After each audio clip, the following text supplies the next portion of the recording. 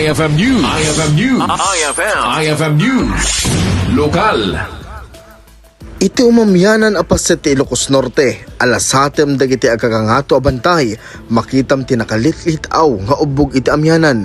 Ubog ti alsem iti awag dagaputa daytoy iti ilemlemeng ang kinabaknang iti barangay Alsem Vintar, Ilocos Norte. Ubing, babaket, lalakay, agtutubo, nagapuman iti Vintar wenno saan. Agragragsakda ita maudin a hirit iti summer.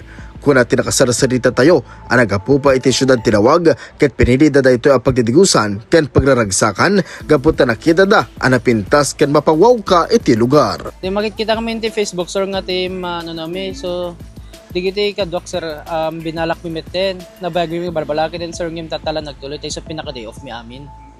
Kabayatan na, anyaman a selebrasyon di maselebraran, ket okay laeng, adito iti pakamasamakan na. 500 a pesos iti kada cottage kat sulit ko naman ti kaduan. Kasi napintas ken mayat ti kaslang fresh ti angin na.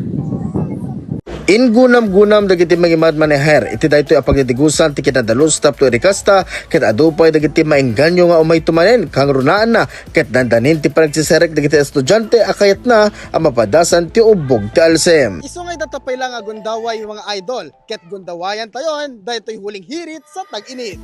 Para iti IFM News, itinaga ni Idol Pudge kini Idol Jed, Idol Lawrence Martinez, Tatak, IFM. IFM News. IFM News. IFM News. Lokal.